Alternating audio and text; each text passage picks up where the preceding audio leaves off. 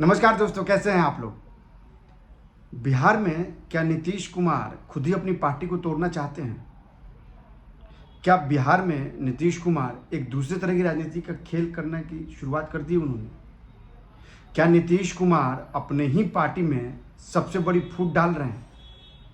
आज इसी पर हम विश्लेषण कर रहे हैं और यह विश्लेषण बहुत ज़रूरी है क्योंकि आने वाले चुनाव में यह बहुत मायने रखेगा। और जिस तरह से नीतीश कुमार को लोग पलटू राम कहते हैं और जिस तरह से नीतीश कुमार का राजनीतिक अब तक का कैरियर रहा है, उसमें वो पासा बदलने में माहिर हैं या लोगों को दरकिनार करने में माहिर हैं, आज इसी पर विश्लेषण होगा।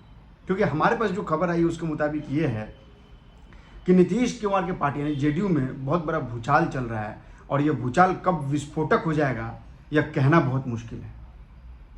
याद कीजिए वो दौर जब नीतीश कुमार ने अपने ही स्वजातीय को जेडीयू की कमान सौंपी थी और उसके बाद उनको कैसे दरकिनार किया और फिर वही पटकथा जो है एक बार फिर से लिखी जा रही है जेडीयू में। और इन सब के पीछे नीतीश कुमार का बहुत बड़ा हाथ है। नीतीश कुमार की पार्टी में एक बड़ा परिवर्तन होने जा रहा है, यह तय हो गया है। यह परिवर्तन आज हो, 2 दिन बाद हो, 3 दिन बाद हो, लेकिन यह तय है कि इनके पार्टी के अंदर एक बड़ा परिवर्तन होने जा रहा है। आज हम इसी पे विश्लेषण करेंगे। आज हम लगातार इस पर बातचीत करेंगे और इसको समझने की कोशिश करेंगे कि आखिर ये क्या है और इसके क्या राजनीतिक मायने हैं और ये क्या क्या आने वाले चुनाव में क्या क्या असर कर सकता है। मैंने डिटेलिंग एक नोट की है और उसके मुताबिक ये है कि एक कविता जिसके बाद से बिहार की सियासत में भूचाल मच गया, उसके बाद से जेडीयू में भी ताबड़तोड़ प्रतिक्रियाएं आने लगी। लेकिन इन सब के बीच नीतीश कुमार ने एक नया फॉर्मूला निकाला है एएस का। यह एएस फॉर्मूला क्या है, यह एएस किसके लिए है, इसके क्या मायने हैं, क्यों आज हम एएस पे चर्चा कर रहे हैं, इन सब का विश्लेषण आज मैं अपने वीडियो में करने जा रहा हूं। आप मेरे वीडियो को बहुत ध्यान से देखिएगा क्योंकि जो मैं बात बता रहा हूं उससे सीधा सरोकार जो है वो बिहार की जनता का है, देश की राजनीति का है। और जो जातिवाद का दंश बिहार देख चुका है और बाकी राज्य जो अभी तक देख रहे हैं, उनके लिए भी यह जानना, यह राजनीतिक हथकंडा समझना बहुत जरूरी है। दरअसल नीतीश कुमार के पार्टी के अध्यक्ष राजीव रंजन सिंह उर्फ ललन सिंह है और ऐसा लगता है कि नीतीश कुमार का अब मन जो है ललन सिंह से भर गया है और ये संकेत लगातार मिल रहे हैं। इन संकेतों के बारे में भी हम चर्चा करेंगे, आपको बताएंगे क्या क्या संकेत मिल रहे हैं। लेकिन हाल फिलहाल में एक नया नाम जो चर्चा में आया है वो चर्चा में आया है एएस का। मैं उसकी भी डिटेल आपको बताऊंगा, क्या है ये डिटेल, कैसे है ये और क्यों इसको मैं इस पर एनालाइज करना क्यों ज़रूरी है। दरअसल क्या है कि जेडीयू इस समय अंतर कलह से जूझ रही है और इसका प्रमाण मैं आपको 1 बाय 1 बताने जा रहा हूँ। आप जरा देखते रहिएगा कि ललन सिंह को लगातार दरकिनार किया जा रहा है। भाई ठीक है, आप दरकिनार कर रहे हैं, यह बात सबको समझ में आ रही है, लेकिन उसके बदले आप जिसके कंधे पर बंदूक रख के यह खेल रहे हैं, यह खेल नीतीश बाबू बहुत अच्छा खेल नहीं है। अब जैसे कि मैंने आपको अपने पहले वीडियो में बताया इसके पहले कि भाई एएस की एंट्री हो गई। एएस की एंट्री हो गई मतलब अशोक चौधरी और संजय झा। दरअसल नीतीश का मन जो है वो ललन सिंह से अब उब गया है। अब मैं आपको 1 बाय 1 डिटेल बताता हूँ क्या है इसका। डिटेल क्या है कि दरअसल आपको अगर याद हो तो नीतीश कुमार ने इसके पहले क्या हुआ था कि नीतीश कुमार इसके पहले अपने पार्टी को जिस तरह से उन्होंने सजोया था, जिस तरह से उन्होंने अपने पार्टी को, जिस तरह से वो अपनी पार्टी को लेके चल रहे थे, अगर आपको याद हो तो आरसीपी सिंह जेडीयू के क्षेत्र के थे और इन्हीं के स्वजातीय थे। उनको पहले अध्यक्ष बनाया और फिर कैसे दरकिनार किया ये सबने देखा। वैसा ही है खेल कुछ ललन सिंह के साथ हो रहा है। ललन सिंह को लगातार नीतीश कुमार नज़रअंदाज कर रहे हैं। कई पार्टी के ऐसे फैसले लिए जा रहे हैं जिसमें ललन सिंह की सहमति और उपस्थिति दोनों ही नदारद रह रही है। ललन सिंह इस समय पार्टी के राष्ट्रीय अध्यक्ष हैं और इन सब के बीच एंट्री किसकी हो रही है? अशोक चौधरी की। अशोक चौधरी कांग्रेस से आए हुए जेडीयू में शामिल हुआ था और अभी वो मंत्री भी हैं। आपको याद हो कि कुछ दिन पहले अशोक चौधरी और ललन सिंह में बहुत ज़बरदस्त तू मैं हो गई थी और नीतीश कुमार वहीं बैठे हुए थे, उन्होंने चुप्पी साधी। इस चुप्पी के 2 मायने हैं, या तो नीतीश कुमार जो है ललन सिंह से उब गए हैं, या नीतीश कुमार जो है अशोक चौधरी से पीछा छुड़ाना चाहते हैं। लेकिन जो मेरी जानकारी वो ये है कि अशोक चौधरी जो है वो नीतीश कुमार के बेहद खास है। नीतीश कुमार उनको नाराज़ नहीं कर सकते, लिहाजा ये इशारा किसकी तरफ था? ललन सिंह की तरफ था। अब जरा 1 बाय 1 आप समझते रहिएगा क्या है।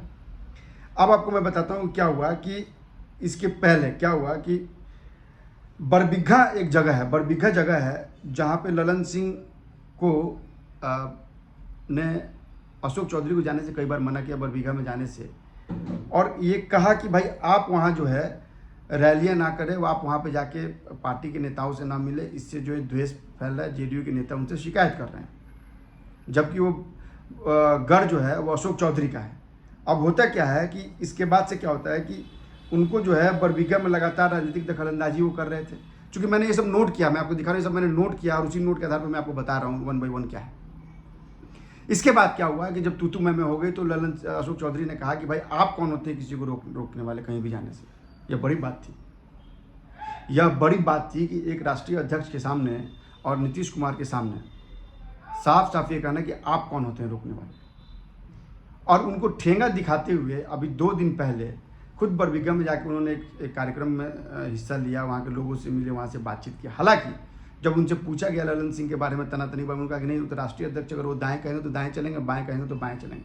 हो सकता है कि यह बयान जो है उनका एक राजनीतिक बयान है, पॉलिटिकल बयान है, लेकिन इसके मायने बहुत हैं। अब जरा बात कर लेते हैं, आपने ए की बात सुनी, अब जरा बात कर लेते हैं एस की बात, यानी एस मतलब संजय झा।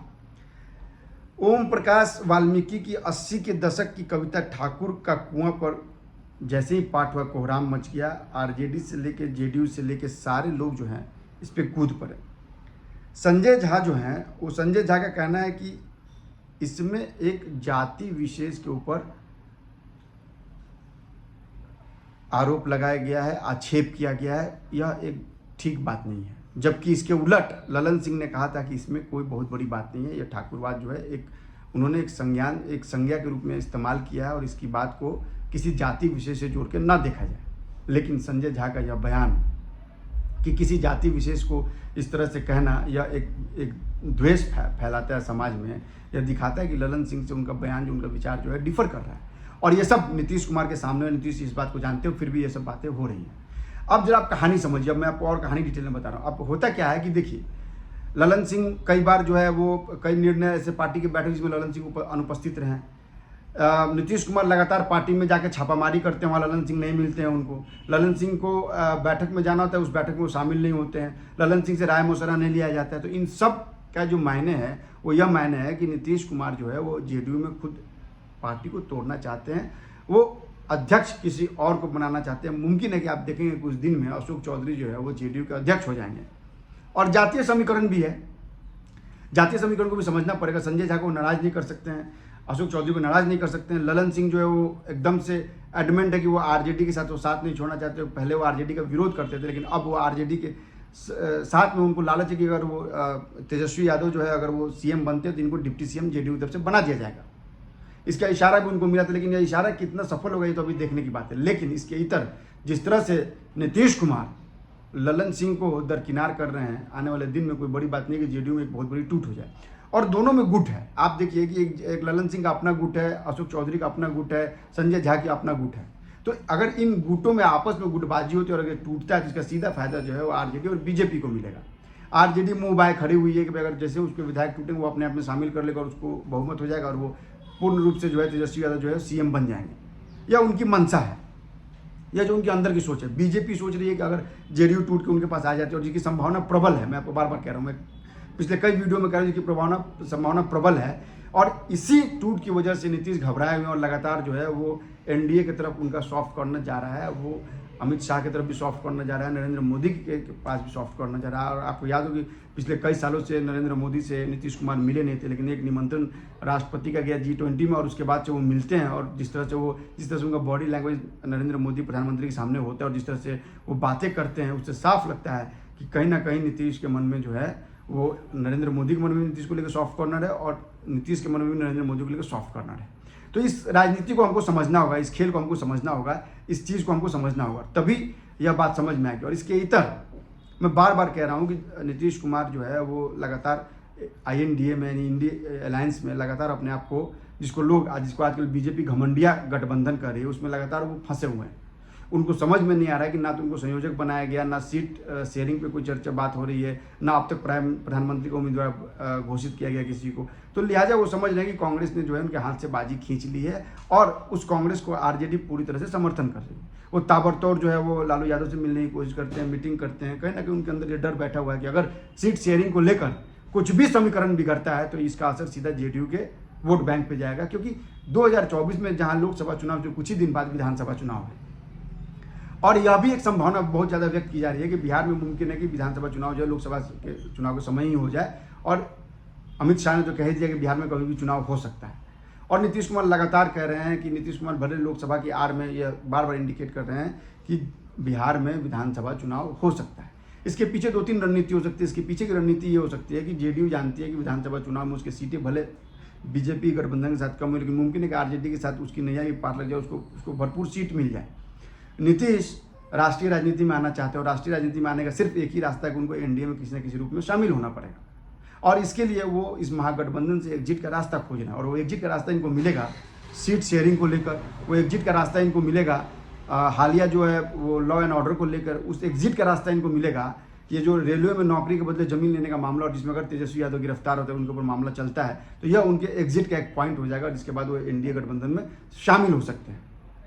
हम लगातार इस खबर पर आपको अपडेट करते रहेंगे। आप हमारे वीडियो को लाइक कीजिए, सब्सक्राइब कीजिए और शेयर कीजिए। और हाँ, कमेंट भी जरूर कीजिए, क्योंकि आपके कमेंट से हमें समझ में आता है कि आप हमारी खबरों को किस तरह से देखते हैं, आप हमारी बातों को कितना आत्मसात करते हैं, हमारे एनालिसिस को कितना आप ठोस मानते हैं। आप अपनी राय भी दीजिए, मुझे राय से कोई आपत्ति नहीं। मर्यादित शब्दों में दिया गया राय हमेशा स्वागत योग्य होता है। आप हमें राय भी दीजिए और हमारे वीडियो को लगातार सब्सक्राइब कीजिए, इसको देखिए, इसको जो आइकन बेल उसको दबाइए आप, ताकि आपको नोटिफिकेशन मिले जब भी मैं वीडियो बनाऊँ। यह बहुत जरूरी है, आइकन बेल दबाना बहुत जरूरी है।